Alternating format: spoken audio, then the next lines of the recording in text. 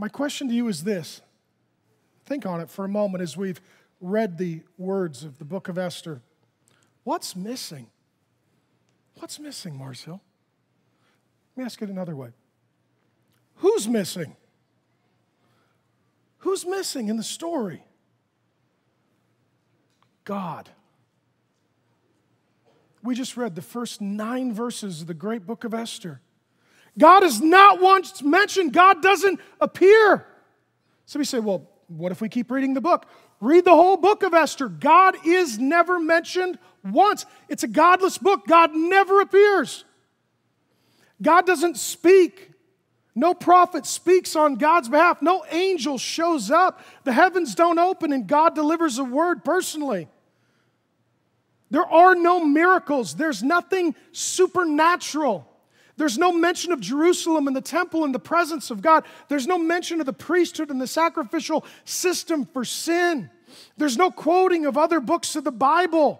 There's no giving of God's laws. No one repents. No one prays. There is no action from God or to God that is revealed anywhere in the entirety of the book of Esther. It's this stunningly curious omission.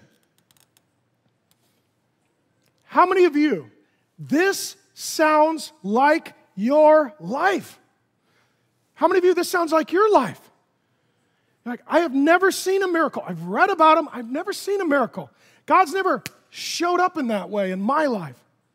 How many of you have never heard from God? You've never gotten a dream, a vision, an audible word. You've never gotten visited by an angel. You're sick and you haven't been healed. You've prayed and it's not been answered. You've looked and it's not been accomplished. How many of you, that's your life? It feels like the story of Esther. Dirty rich men rule the world. I'm grinding it out and God doesn't show up. And it leads to all kinds of questions. God, do you even exist? Or is Xerxes really God? Is this the best we have? God, if you do exist, are you paying any attention at all? Are you just a deistic God? Are you an absentee landlord? Have you been on vacation and do you not care? Or God, do you lack the power to do anything? Is your glory not commensurate to the Xerxes of the world? Is your throne not above their throne? Do you not see? Do you not care? Will you not act?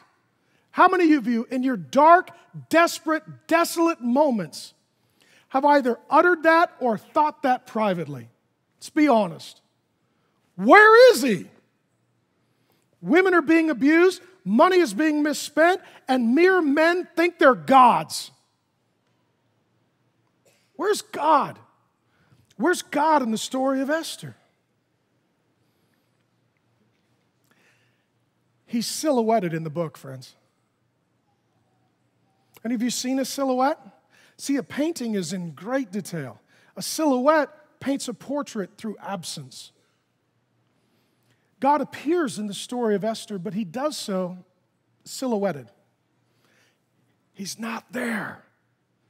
So it is with a silhouette. When you see it, you can't make anything out. And then all of a sudden, you look at the absence and it reveals the presence of something that you missed at first glance. God is silhouetted through the book of Esther. And might I submit this to you, friend? God works in Esther not through his visible hand of miracle, but through his invisible hand of providence. Because, see, we know that history is not circumstance, happenstance, or chance. It's governed by providence. That God is sovereign and good, that God rules and reigns over all peoples, times, and places. That God is in the details of history. That God is working everything out according to a plan for his glory and our good.